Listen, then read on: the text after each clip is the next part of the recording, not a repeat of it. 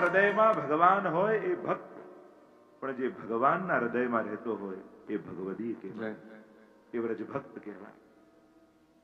વ્રજ ભક્તો તો ઠાકોરજીના હૃદયમાં રહે છે, ગોપીજનો તો ઠાકોરજીના હૃદયમાં રહે છે. પ્રભુ સ્વયં વશ થયા છે, અને પ્રભુ પ્રેમ સિવાય આ જગતમાં કોઈ એવું તત્વ નથી જે ભગવાનને વશ કરી શકે. અને પ્રેમનું મૂર્તિમંત સ્વરૂપ એટલે વ્રજ ભક્ત. એ સ્વયં પ્રેમ રૂપ થઈ ગયા. અને પરમાત્માનું પણ એક સ્વરૂપ પ્રેમ હરિ કો રૂપ હૈ, જ્યો હરિ પ્રેમ સ્વરૂપ એક હોય દ્વય યો લસે, જ્યો સૂરજ અરુ ધૂપ. જેમ સૂર્ય અને એનો તાપ, એના કિરણો જુદા નથી, એમ કૃષ્ણ પરમાત્મા અને પ્રેમ જુદા નથી. પ્રેમનું સર્વોચ્ચ સ્વરૂપ એટલે નિર્ગુણ ભક્તિ, વ્રજભક્તોની ભક્તિ. અને એવા વ્રજભક્તોના આંગણે પરમાત્મા પધાર્યા. ભગવાન કૃષ્ણના ચરિત્રને જોવા જાઓ, અનેક પ્રકારના વળાંક તમને જોવા મળે. પ્રત્યેક ઘટનાઓમાં અનેક પ્રશ્નો પેદા થાય. પણ જ્યારે એકવાર કૃષ્ણ પ્રત્યે પ્રેમ પ્રગટ થઈ જાય ને, પછી એનું વૈચિત્ર્ય પણ આપણા માટે કુતૂહલ પ્રગટાવનારું, આનંદ આપનારું હોય. કારણ કે એ જગતનો નાથ એ કોઈ સાધારણ મનુષ્ય નથી. દેખાય છે મનુષ્ય જેવો, પણ મનુષ્ય જેવો નથી. સન મનુષ્યાકૃતિ, મહાપ્રભુજીનું નામ છે સર્વોત્તમ સ્તોત્રમાં. મનુષ્ય આકારે શ્રી મહાપ્રભુજી ભૂતલ પર પધારે. પણ આપ તો પરમ રસરૂપા, રસો વૈસહ પરમાત્મા છે. શ્રી મહાપ્રભુજીનું સ્વરૂપ એ તો રોમ રોમ રસ છલકે, શ્રી વલ્લભ રોમ રોમ રસ છલકે, એવા શ્રી મહાપ્રભુજી છે. એ રીતે જ ભગવાન કૃષ્ણ પરમાત્મા છે. પણ એ પરમાત્મા, જો સાધારણ બાળક પણ માટી ખાતું જ હોય, પણ ભગવાને માટી ખાધી, ભગવાને માખણ ચોર્યું, ભગવાન આરોગ્ય. જ્ઞાનીઓ અને વિદ્વાનો માટે તો કુતૂહલતાનો આ વિષય થઈ જાય. સાધારણ કોઈ બાળક કરે તો સમજમાં આવે, પણ ભગવાન આ રીતે કરે. ભક્તિ માર્ગમાં ભગવાન એ પ્રતીક્ષા નથી કરતા કે ભક્ત મારા સ્તર ઉપર આવે. અહીંયા તો ભગવાન ભક્તના સ્તર ઉપર આવી ભક્તનો સ્વીકાર કરતા હોય. એટલે જ મહાપ્રભુજીએ પ્રકરણ વિભાગ દશમ સ્કંદના બતાવ્યા. તામસ પ્રકરણ, રાજસ પ્રકરણ, સાત્વિક પ્રકરણ, જન્મ પ્રકરણ, ગુણ પ્રકરણ. અને સુબોધનીજીમાં મહાપ્રભુજી આજ્ઞા કરી, સ્વભાવ સન્નથા ભાવો ન વૈ શક્ય કથમ ચન અતસ્ત્રિવિધ જીવેશુ ત્રિવિધા ભગવત કૃતિ. મહાપ્રભુજી સમજાવે છે કે આ જીવ ભગવાન, આ જીવ પોતે પોતાનો સ્વભાવ બદલી શકતો નથી. એ ભગવાનને લાયક થવું તો એના અનંત જન્મોની જ્યારે સાધના થાય ત્યારે ભગવાનને લાયક થાય. જીવના હાથમાં એને બદલવો છે ને. જો માણસ કૃતિ, પોતાની ક્રિયા બદલી શકે, પણ પ્રકૃતિ તો ક્યાંક ને ક્યાંક આવીને નડી જાય. આથી પાપ નહીં કરું એમ તમે હાથને રોકી શકો, પણ મનમાં પાપનો વિચાર રોકવો એના હાથમાં નથી. કલિયુગની વિચિત્રતા જ એ છે ને. અહીંયા સત્કર્મો બહુ સહેલા છે, સદવિચાર બહુ દુર્લભ છે. સારું કરવું સહેલું છે.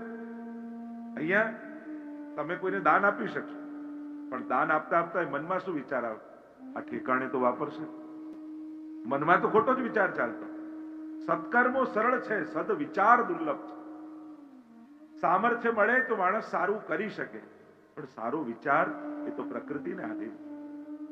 અંતઃકરણ વિશુદ્ધ ન બને ત્યાં સુધી સદવિચારો પણ પેદા થતા. વિશુદ્ધ અંતઃકરણની ભૂમિ ઉપર જ સદવિચારોના ફળ લાગતા હોય. તો જીવને એની પ્રકૃતિ બદલવી અઘરી છે. ક્યાંક પ્રકૃતિને, આપણે વાર્તા સાહિત્યમાં પ્રસંગ નથી આવતો, પેલા કંજૂસ શેઠનો માનસી સેવાનું દાન ગુસાઈજીએ કરી દીધું, અને નથી દૂધ, નથી ખાંડ, નથી ચૂલો, તો એમ લાગ્યું એક મુઠ્ઠી ખાંડ વધારે પડી. કરે છે સેવા, પણ ક્યાંક પ્રકૃતિ નડી તો એમાંથી ખાંડ કાઢવાની કોશિશ કરે. આ માણસની પ્રકૃતિ. આવી કૃપા થયા છતાંય ક્યાંક ને ક્યાંક પ્રકૃતિ નડી જાય. ઉત્તમ સેવા કરતા કરતા એટલે વાર્તા સાહિત્યમાં તમે જોશો તો કે બધા આદર્શ વ્યક્તિઓ નતા. કોઈ ક્રોધી હતું, કોઈ લોભી હતું, કોઈ કામી હતું, કોઈ ચોર હતો, કોઈ શિકારી હતો. કેવા કેવા વૈષ્ણવની વાર્તા 252 માં આવે. પણ જેને શ્રી વિઠ્ઠલનાથ વિચારે રે તેને પ્રગટ પદાર્થ ચારે. શ્રી ગુસાઈજી જેનો વિચાર કરે તો જે જીવ જાતિ હોય કોઈ રે તેને તત્ક્ષણ સર્વે સુખ હોય રે. ગમે તેવો યોનિમાં પ્રગટેલો, ગમે તેવા કુળમાં પ્રગટેલો, ગમે તેવી પ્રકૃતિને ધારણ કરેલો, છતાંય શ્રી ગુસાઈજીનો હસ્ત પકડીને પ્રભુ સાથેનો હસ્ત મેળાપ કરાવે. પ્રભુ આ ગમે તેવો છે પણ આપનો છે. મર્યાદા માર્ગમાં જે સારો એ જ મારો, એમ ભગવાન કહે. એટલે ગીતાજીમાં તો કેટલા લક્ષણ આપે. સભક્ત મે પ્રિય, સભક્ત મે પ્રિય. આવો ભક્ત મને પ્રિય છે, આવો ભક્ત મને પ્રિય. જે સારો હોય એ જ મારો. પુષ્ટિ માર્ગ જે એકવાર મારો થયો, મારા માટે એ જ સારો. મારો છે, ગમે તેવો છે, મારો થયો. અને મારા થવાનો સંકલ્પ કર્યો છે. અપી ચેત્સુ દુરાચારો ભજતે મામ અનન્ય ભાગ સાધુ રેવ સમંતવ્ય સમ્યક વ્યવસિતો હિ સહ. ગીતાજી. આવો જીવ પણ મને ભજવાનો સંકલ્પ કરે, ગમે તેવો પાપી હોય છતાં એને સાધુ જાણો, કારણ કે એનો સંકલ્પ ઉત્તમ. મનમાં જેને ઉત્તમ સંકલ્પ છે એના કર્મો પણ ધીમે ધીમે ઉત્તમ થતા જાય. તો જીવ એની પ્રકૃતિ બદલી શકતો નથી. અને દશમ સ્કંદમાં તો ભગવાનને નિરોધ કરવો છે દરેક ભક્તનો. નિરોધ એટલે પ્રપંચ સંસારની વિસ્મૃતિ થાય અને ભગવાનની માં આસક્તિ થઈ જાય.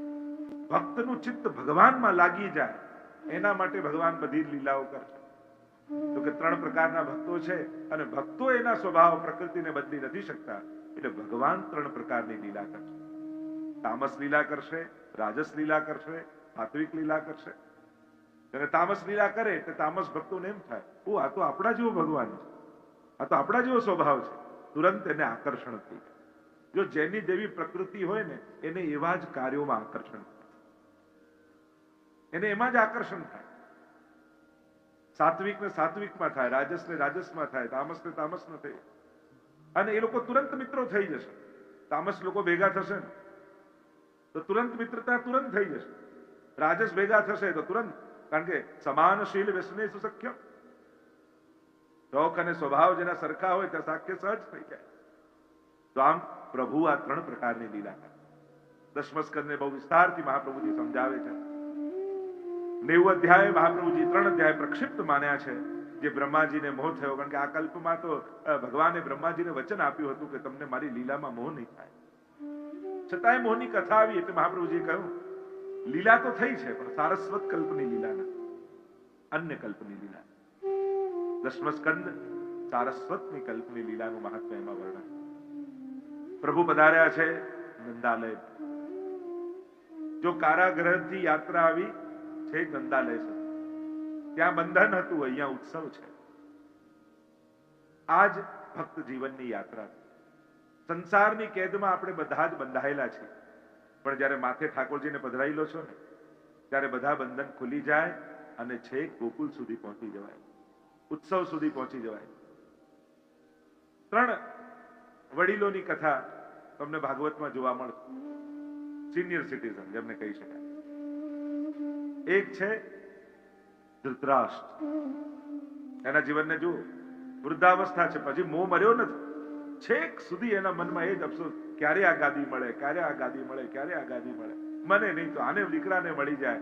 કેમે કરી મારી છલ કપટ કરીને પણ મેળવી લો. મામ કહા પાંડવાશ્ચૈવ કિમ અકુર્વત. ગીતાજીનો પહેલો જ શ્લોક. ગીતાજીની વિશેષતા જે છે ને, આખી દુનિયાને દ્રષ્ટિ આપનારી ગીતાની શરૂઆત એક અંધ વ્યક્તિના બોલવાથી થાય. જેને દ્રષ્ટિ નથી, જેને દેખાતું નથી, એવા ધૃતરાષ્ટ્ર ઉવાચથી ભગવદ્ ગીતા પ્રારંભ થાય. માં અને એનું અંધપણું દેખાય છે. અને અંધ કોણ છે? જેને દેખાતું નથી એ નહીં, જેને જે જોવું જોઈએ એ નથી દેખાતું એ અંધ છે. મામ કાહા પાંડવા છે, આ મારું તારું. આ ધૃતરાષ્ટ્ર વૃત્તિ છે. એનાથી એક સ્ટેપ ઉપર જાઓ તો ભીષ્મજી, એક વયોવૃદ્ધ અવસ્થા, સિંહાસન સાથે બંધાયેલા રહ્યા એટલે ધર્મ અધર્મનો વિવેક ન કરી શકે. ગાદી પર બેસેલો અધર્મ પણ કરતો હોય છતાં એની જોડે રહે અને બાણ સૈયા પર સુતા. પણ ભક્ત છે એટલે ભગવાને કૃપા કરી. છેલ્લે દશમ સ્કંદમાં આવો તો એક વડીલ છે અને એ છે નંદ બાબા, જેમણે પોતાના જીવનના અંત સમયમાં ભગવાન કૃષ્ણને પધરાવી દીધું. અને કૃષ્ણ જ્યારે ઘરે આવી ગયા તો એમનું જીવન ઉત્સવ બની ગયું, આનંદમય બની ગયું. રોજ દરેક વાર તહેવાર બની ગયો. ઉદાસીનતા સમાપ્ત થઈ ગઈ. બસ ચિંતન એક બધાએ કરવાનું કે આપણી આ જીવનની છેલ્લી અવસ્થા એ ધૃતરાષ્ટ્ર જેવી કરવી છે, ભીષ્મ જેવી કરવી છે કે નંદ બાબા જેવી કરવી. જ્યારે ભગવાન ઘરે પધારી જાય, માથે બિરાજી જાય, ત્યારે કારાગૃહની કેદ નથી રહેતી. નંદ મહોત્સવના ઉત્સવ જીવન બની જાય, જ્યાં રોજ ઉત્સવ ઉજવાય છે, જ્યાં નિત નવીન સેવા થાય છે, જ્યાં રોજ મંગલ પ્રસંગો થાય છે, કારણ કે ઘરે ઠાકોરજી બિરાજી જાય. અને જરૂરી નથી કે રોજ આપણા હાથે ભોગ ધરાય, શિંગાર કરાય. પ્રભુ તો બિરાજે છે એનો આનંદ કેવલ હૃદયમાં રાખીને કે મારા ઘરે પ્રભુ છે, અમારા માથે ઠાકોરજી બિરાજે. અને ઘરમાં ઠાકોરજી બિરાજતા હોય ને ત્યારે કોઈ એક વ્યક્તિના માથે નથી બિરાજતા, આખા પરિવારના માથે ઠાકોરજી. દરેક એવો જ ભાવ રાખવાનો, અમારા ઠાકોરજી અમારા માથે બિરાજે. બધા બધી સેવા ન કરી શકે, પણ યત કિંચિત જે જેને સેવા કરવાનો અવસર મળે. પણ એક વસ્તુ નિશ્ચિત છે, ચોક્કસ છે, લાભ મળ્યો છે તો ચૂકવો નહીં. યત કિંચિત જે કાંઈ પણ સેવા મળે, પણ આ દેહ ભગવત સેવામાં ઘસાય જરૂરી, એમાં જ એની સાર્થકતા. ગઈકાલે નંદ મહોત્સવનો આનંદ કર્યો, અને જ્યાં નંદ મહોત્સવ ચાલી રહ્યો હતો એમાં નંદ બાબાને યાદ આવ્યું કરે કંસને વાર્ષિક કર આપવાનું તો ભૂલી જ ગયા. જો ઘણા બધા ઉત્સવો થાય, આ એક ઉત્સવ એવો છે જે નંદ બાબાનો ઉત્સવ કહેવાય, નંદ મહોત્સવ કહેવાય છે. પણ એક આશ્ચર્યની વાત, પુષ્ટિ માર્ગના ક્રમમાં તમે જોશો ને, તમે જ્યારે કોઈ હવેલીમાં નંદ મહોત્સવના દર્શન કરવા માટે જાઓ ત્યારે બધાએ કેસરી કપડા પહેર્યા હશે. નંદ મહોત્સવના જ્યારે પણ દર્શન કરશો ને બધા કેસરી રંગમાં હશે, પણ નંદ બાબા સફેદ રંગમાં હશે. નંદ બાબાએ શ્વેત વસ્ત્રો પહેર્યા છે. એની પણ અનેક ભાવના અને અનેક પ્રકારના પ્રસંગો યા એના અર્થો ઘટનો કર્યા છે. આપણે તો દશમસ્કંદની કથામાં આગળ વધીએ. કર આપવા માટે ગયા, કંસે પણ બધાઈ આપી, વસુદેવજીને મળ્યા અને વસુદેવજીએ કહ્યું કે આ રીતે ગોકુલ એકલું મૂકીને કેમ આવ્યા, તમે જલ્દી પાછા જાઓ. જ્યારે આમ કહ્યું, અને અહીંયા સુખદેવજી વર્ણન કરતા બોલ્યા, કંસેન પ્રહિતા ઘોર, કંસે મોકલેલી પૂતનાએ પ્રવેશ કર્યો. પૂતાન નયતી પૂતના, જે મનની પવિત્રતાને લઈ જાય એ જ પૂતના છે. અવિદ્યા રૂપ છે મહાપ્રભુજી કહે છે, અને અવિદ્યા પંચ પરવા છે એમ સુબોધનીમાં મહાપ્રભુજી સમજાવ્યું. દેહાધ્યાસ, પ્રાણાધ્યાસ, ઇન્દ્રિયાધ્યાસ, અંતઃકરણાધ્યાસ અને સ્વરૂપ વિસ્મૃતિ, આ 5 પ્રકારના અધ્યાસ. અને એ જ્યારે દૂર થાય ત્યારે રાસનો અધિકાર જીવને મળતો હોય. અને આ પંચ પરવા અવિદ્યા પૂતનાએ પ્રવેશ કર્યો બ્રજમાં. સુંદરીનું રૂપ લઈને આવી છે, સ્તન પર વિષ લગાવીને આવીને થયું કે આમાં વસુદેવજીનું 8મું બાળક કોણ શોધે કોણ, જે નવા જન્મ્યા હોય બધાને મારી નાખે, બધાના પ્રાણોના કર્ષણ કરી લો. અને બધાને મારતી મારતી પૂતનાએ જોયું નંદાલયનો મોટો દ્વાર. સમાચાર મળ્યા કે નંદ બાબાને ત્યાં આટલા વર્ષે બાળકનો જન્મ થયો છે, લાવ એના પણ પ્રાણ હરીને આવો. અને પૂતનાએ પ્રવેશ કર્યો. ચોગાનમાં યશોદાજીની ગોદમાં લાલન હતા. પૂતનાએ પ્રવેશ કર્યો એ સમાચાર મળતા પ્રભુએ નેત્રો બંધ કરી લીધા. અનેક અનેક અર્થો કર્યા. એક અર્થ એમ કર્યો કે પ્રભુએ વિચાર કર્યો આ બાલ ઘાતીની છે, આનું મુખ જોવા જેવું નથી. એક અર્થ એમ કર્યો, પ્રભુ વિચાર કરે છે કે હું તો માખણ મિશ્રી ખાવા આવ્યો છું, આ વિષપાન કરવાનું કામ તો મહાદેવજીનું છે. અને નેત્રો બંધ કરીને મહાદેવજીને કહે છે આપ આવો ને પીઓ. એક અર્થ એમ કર્યો કે આ તો પુષ્ટિ પુરુષોત્તમ છું ને, અને પુષ્ટિ પુરુષોત્તમની વિશેષતા એ છે કે મારે કોઈના દોષ જોવા નથી, મારે કેવલ ગુણોનું ગ્રહણ કરવું. વિષ લગાવવું એ દોષ છે અને સ્તનપાન કરાવવું એ ગુણ છે, એટલે મારે ગુણનો સ્વીકાર કરવો. જો પ્રભુ પુષ્ટિ માર્ગમાં પણ તમે જ્યારે સેવા કરો અનેક દોષો થતા હશે, પણ પ્રભુ એવા સંકલ્પ સાથે બિરાજ્યા છે, મારે આના દોષ જોવા નથી, મારે આના ગુણોને ગ્રહણ કરવા. અને એટલા માટે જ્યારે સેવા કરો છો આપણને ડર હોય છે કે કઈ દોષ થશે તો, દોષ થશે તો. પ્રભુ કહે કે હું તારા દોષ જોવા નથી આવ્યો, તારા પ્રેમનો સ્વીકાર કરવા માટે આવ્યો. એક કારણ એ બતાવ્યું કે મારી માં કેટલી, પ્રભુ વિચાર કરે છે આંખો બંધ કરીને. એક છે દેવકીમાં, બીજી છે રોહિણીમાં, ત્રીજી છે યશોદામાં. તો શું આ મારી ચોથીમાં છે જે પયપાન કરાવવા આવી છે? એક અર્થ એમ કર્યો. આચાર્યો એમ અર્થ બતાવે છે, પ્રભુએ જ્યારે પૂતના પ્રવેશ કરી તો નેત્રો બંધ કરી લીધા. અર્થ એ કર્યો કે ભગવાનના દર્શન બધાને થઈ શકે, પણ ભગવાન બધાને દ્રષ્ટિ આપતા નથી. નાથ દ્વારા જાઓ તો બધાને શ્રીનાથજી દેખાય, પણ શ્રીનાથજીએ કોને જોયા હશે? શ્રીનાથજીની દ્રષ્ટિ કોના પર પડી હશે? પ્રભુની દ્રષ્ટિ બધાને મળતી નથી. પ્રભુની દ્રષ્ટિમાં અમૃત છે, પ્રભુની દ્રષ્ટિમાં જ્ઞાન છે. અર્થ એ કર્યો, જો આ જ્ઞાન પૂતના રૂપી અવિદ્યા પર પડે તો ત્યાં જ પૂતનાનો નાશ થઈ જાય, તો પૂતના વધની લીલા ન થાય. મૂળ વાત છે પ્રભુની કૃપા દ્રષ્ટિ. એટલે જ તો હંમેશા કહું ને કે 5 મિનિટ પણ ઉભા રહો ઠાકોરજી. આપણને જ્યારે દેખાશે દેખાશે, પણ એ મને જોઈ રહ્યો છે. પ્રભુ સામે જ્યારે ઉભા રહો ત્યારે એ રીતે ન ઉભા રહો કે હું એને જોઈ રહ્યો છું. એ રીતે ઉભા થાવ, એ મને જોઈ રહ્યો છે, એ મારા આત્માને જુએ છે, એ મારા મનને જુએ છે, એ મારી બુદ્ધિને જુએ છે. अंतर्यामी समस्ता नाम भावम जानति मानसम. हरिराय जी के शिक्षा पत्र के शब्दों में कहूं तो प्रभु आपके अंतःकरण की जानने वाले हैं, उनसे कुछ छुपा हुआ नहीं. न चातुर्यम प्रयोजकम. हरिराय जी कहते हैं हर जगह चतुराई करना, प्रभु के आगे कभी भी अपनी चतुराई मत बताना. પ્રભુની આગળ સમર્થ બનીને ન જાઓ, અસમર્થ બનીને જાઓ. કારણ કે તમારું કહેવાતું સામર્થ્ય પ્રભુની આગળ કાંઈ કિંમત રાખતું નથી. કોઈ સામર્થ્ય પ્રભુની આગળ તમારું ગણાતું નથી. તમે ગમે તેટલા મોટા પદ પર છો, ગમે તેટલું સામર્થ્ય છે, ગમે તેટલા વૈભવ ધારણ કરેલું છે, પ્રભુ આગળ જાઓ અસમર્થ અને નિષ્કંચન બનો. પ્રભુ બધું તારું આપેલું છે, તારી કૃપાથી. અને તું જોડે છું તો દુનિયા મારી વાહ કરે છે. તું હાથ ખેંચી લઈશ તો કોઈ પૂછનારું નહીં રહે. આ બધું જ તારી કૃપાથી છે. આભાર લઈને જાઓ, ફરિયાદ લઈને ન જાઓ. જ્યારે પણ જઈએ છીએ ત્યારે ફરિયાદ લઈને જઈએ છીએ, ફરિયાદ લઈને નહીં, આભાર દર્શન કરવા જાઓ. મારા પર તારી ઘણી કૃપા છે. ક્યાં ક્યાંથી તે મને બચાવ્યો છે, ક્યાં ક્યાંથી તે મને ઉગાર્યો છે. અમે તો તારી જે જે સેવા કરી એક એક હજીએ યાદ રાખી છે, અને તે અમારી ક્યાં ક્યાંથી રક્ષા કરી અને કરીને તું ભૂલીએ ગયો છે. તને તો યાદે નથી. તે ક્યારે ઉપકાર અમારા પર જતાવ્યો નથી કે મેં તને મદદ કરી, મેં તને સાથ આપ્યો, મેં તને બચાવ્યો. લોકો દુનિયામાં એમ કે એક હાથ આપે તો બીજા હાથને ખબર ન પડવી જોઈએ, પણ તું તો એ રીતે આપે છે કે તારો હાથે દેખાતો નથી. અમને તો એમ લાગે કે અમારા હાથથી બધું થયું, પણ એ હાથને ઉપાડનારો તું જ હતો. તું મદદ જેની કરે એને ખબર ન પડે કે કરનારો તું હતો. અમે ખિસ્સામાંથી કાઢીને આપી શકીએ, પણ એ ખિસ્સા સુધી પહોંચાડે છે તો તું જ કરનારો છો. તારી કૃપા દ્રષ્ટિ સદાય બનાવી છે, બીજું કાંઈ જોઈતું નથી. બસ તારી અખંડ ભક્તિ મારા હૃદયમાં સ્થાપી દે. કારણ કે સામર્થ્યથી પુણ્ય પણ કરી લઈશ, પણ ભક્તિ તો કેવલ ને કેવલ તારી કૃપાથી જ મળી શકે. પુણ્યથી તો સ્વર્ગ મળે કે સુખ મળે.